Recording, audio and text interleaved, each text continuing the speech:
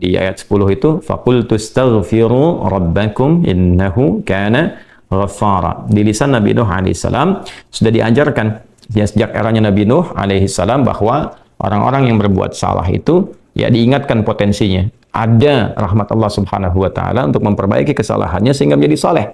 Ya, ini satu fitrah. Jadi di setiap era itu selalu percikan rahmat Allah itu diberikan kepada setiap hamba ya melalui utusan-utusan Allah.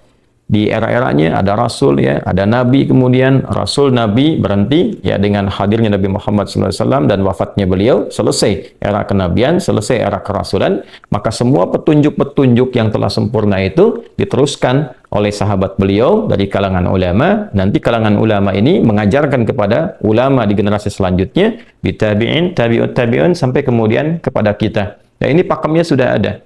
Jadi dalam diri kita ini boleh jadi setiap manusia itu kan tidak ada yang suci. Ya, kecuali para nabi dan rasul yang memiliki sifat maksum, dijaga dari kesalahan.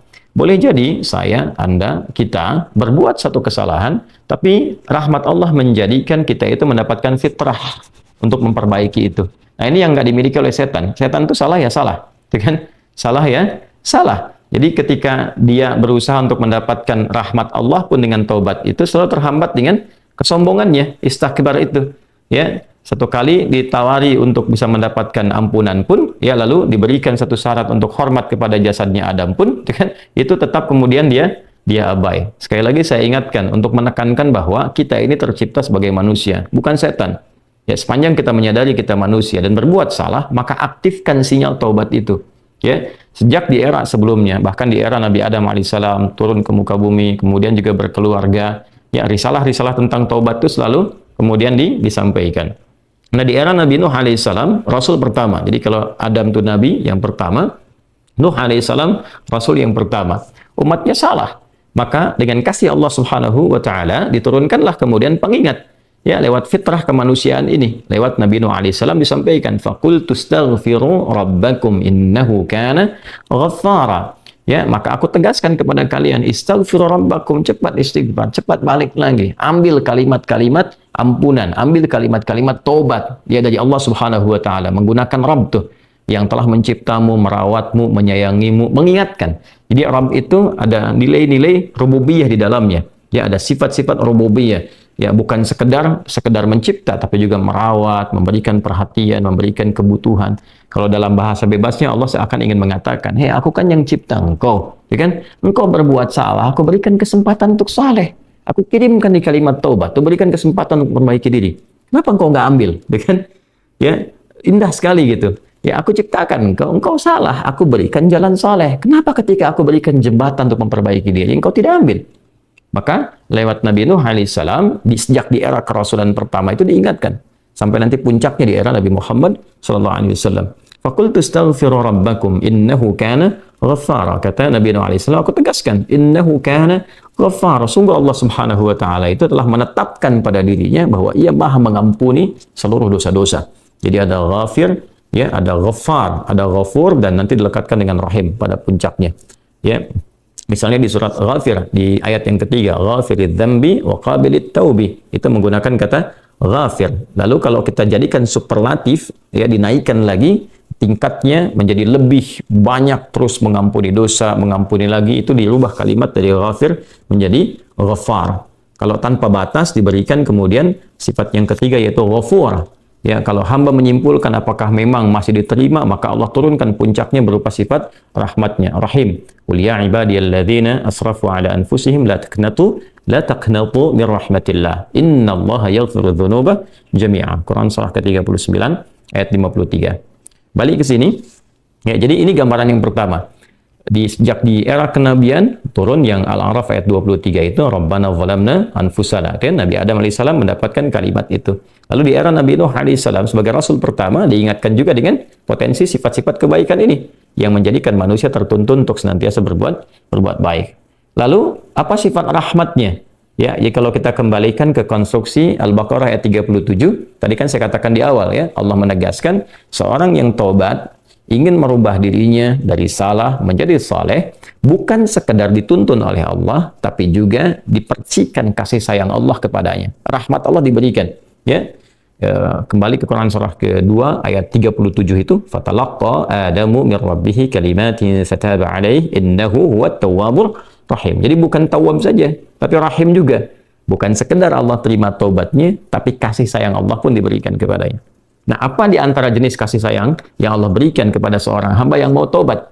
Ya, maka diteruskan ayatnya sampai 12 di sini. Imam Al-Bukhari menyantumkan di sini sampai ayat 12, yursilis samaa 'alaikum midrara wa yumdidkum bi amwalin wa banina wa yaj'al lakum jannatin wa yaj'al lakum anhara. Allahu akbar. Ya, justru di sini teman-teman sekalian, istighfar itu ya permohonan ampun kepada Allah Subhanahu wa taala, ya, permohonan rahmat Allah Subhanahu wa taala, kembali kepada Allah, mengoneksikan diri kita kepada yang maha baik. Itu di antara percikannya adalah mendapatkan lapangan kebaikan. Yursilis samaa 'alaikum bidrara. Ya, walaupun Anda mendapatkan kesulitan dalam berkehidupan, bahkan yang sifatnya luas ya secara sosial. Kalaupun tanahnya gersang, ya, kalaupun kemarau berkepanjangan, itu ternyata dengan satu daerah itu, satu desa itu, satu wilayah itu mengoneksikan diri mereka kepada Allah, beristighfar. Ini faedahnya istighfar. Dengan beristighfar kepada Allah, taubat dari maksiat, ternyata bisa mendatangkan rahmat bukan hanya untuk pribadinya, untuk satu wilayah. Ya, ini pelajaran dari Quran. Ya, Allah akan memberikan kesan begini, jangankan bagi setiap personalnya, setiap orangnya. Ya kan? Ada masalah sekampung pun, contohnya kekeringan misalnya, contohnya kemarau, lalu sekampung itu, ya, atau ada orang-orang soleh di situ yang membiasakan taubat kepada Allah, istighfar kepada Allah, mengoneksikan dirinya kepada Allah, ya kan? Itu luar biasa, percikan rahmat Allah. Ya, apa di antaranya? Yursilis samaa ya 'alaikum midrara. Allah memerintahkan kepada langit itu untuk menurunkan hujan.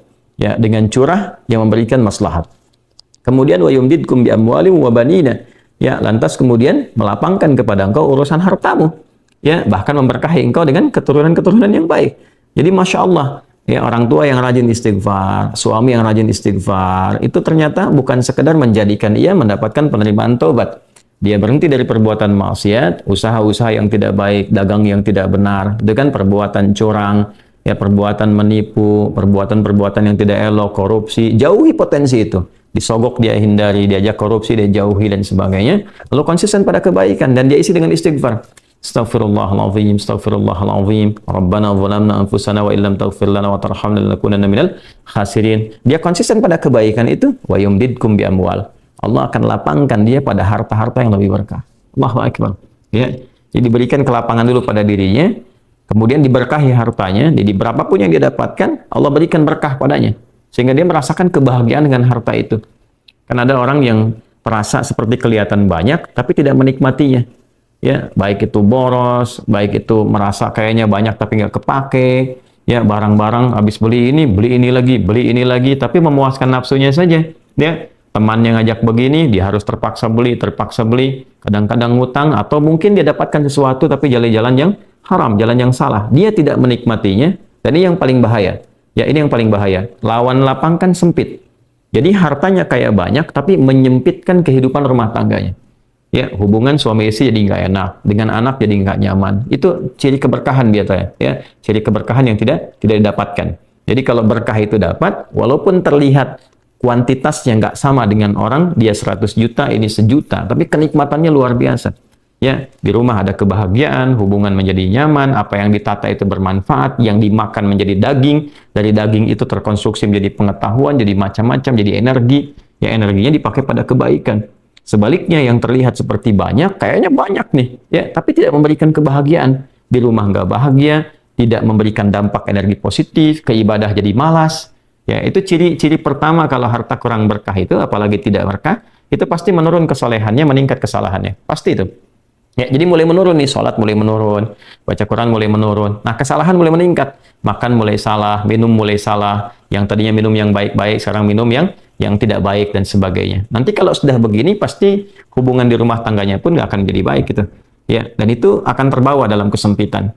Nah, cara untuk mengatasi itu, ini balik ke Quran surah Nuh tadi, di ayat 10 sampai dengan ayat 12. Kalau kita menyadari kemudian itu salah, lantas ingin memperbaiki diri, kembali kepada Allah, perbaiki diri kita, ya, lalu mengingat Allah, menyesali apa yang telah dilakukan, berjanji untuk berbuat baik, itu tidak tanggung apa yang Allah jawab. Ya.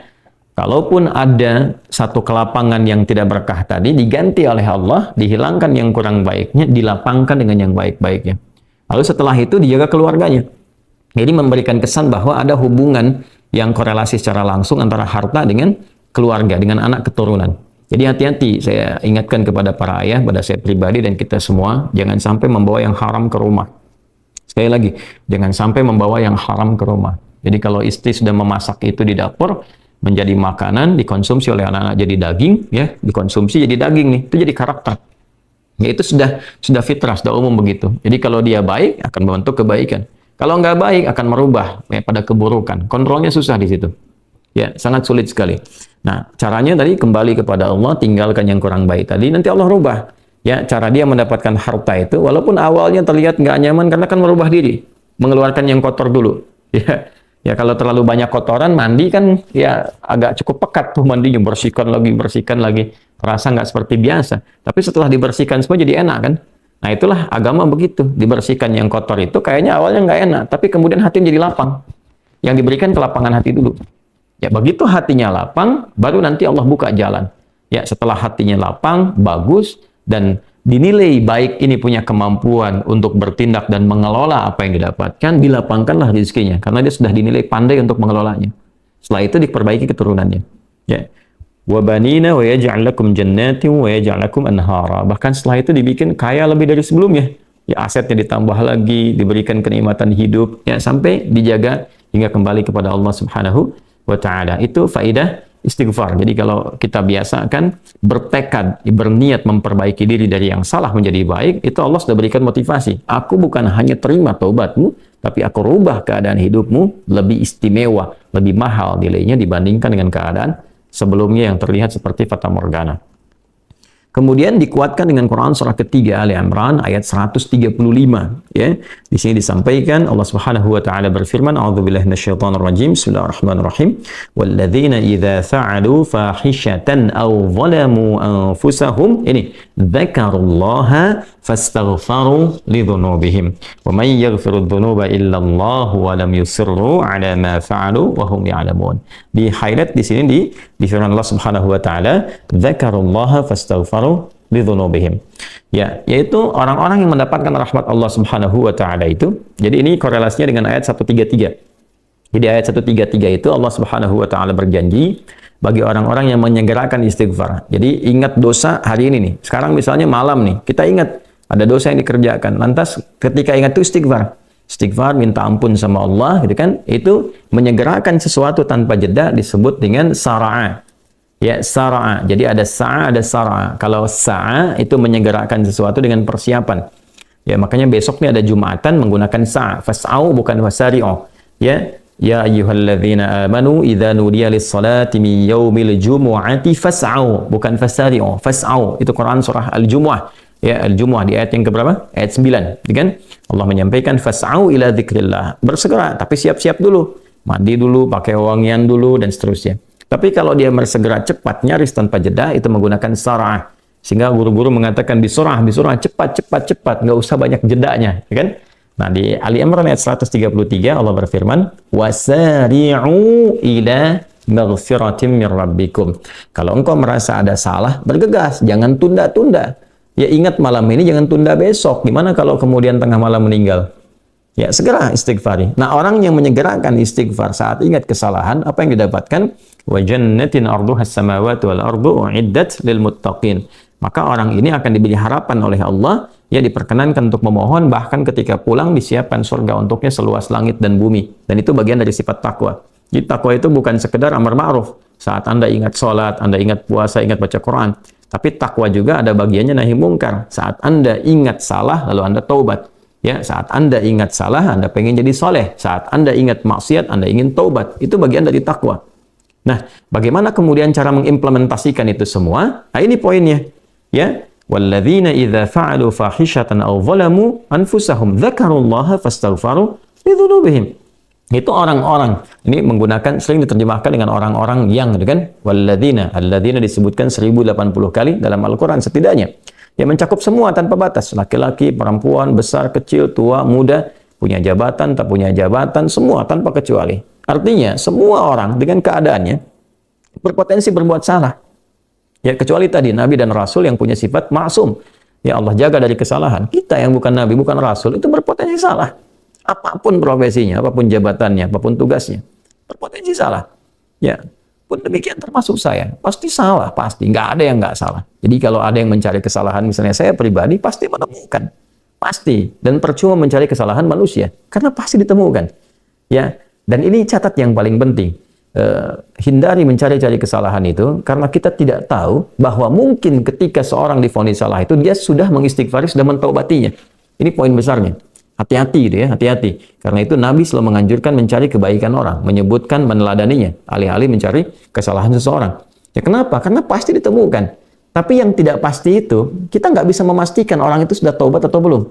Yang paling bahaya adalah mencela orang, mencari kesalahan orang, mencaci orang yang sudah dia taubat dan taubatnya diterima orang, diterima Allah Subhanahu wa taala. Hati-hati ya, mencari kesalahan orang, mencela orang, ya kan? Yang dia sudah mentaubati kesalahannya dan taubatnya diterima oleh Allah Subhanahu wa taala. Allahu akbar. Itu azim, itu hati-hati ya. Ya, sesuatu yang besar sekali dosanya di sisi Allah Subhanahu wa taala. Nah, ini kembali ke sini ketika seseorang dia sadar berbuat salah, dia salah. Alladzina, semua orang potensi salah. Ya, idza fa'alu fahisyah, ketika dia berbuat fahisyah. Ya, fahisyah itu pernah saya sampaikan ya, turunannya nanti fahsya namanya. Jadi sifat kesalahan yang muncul dari syahwat. Ya, mohon maaf, zina, pornografi, porno aksi, kata-kata jorok, kata-kata kotor dengan semua bentuknya. Baik itu di media sosial, digital ataupun juga di praktikal yang nampak secara fisik misalnya, itu jelas salah. Jelas dosa. Ya, al-zalamu anfusahum, atau bentuk mungkar, menempatkan suatu bukan pada tempatnya. Ya, mohon maaf, ya, mencuri, merampok, membunuh, ya, korupsi, hoax dan sebagainya, itu zalim, perbuatan zalim.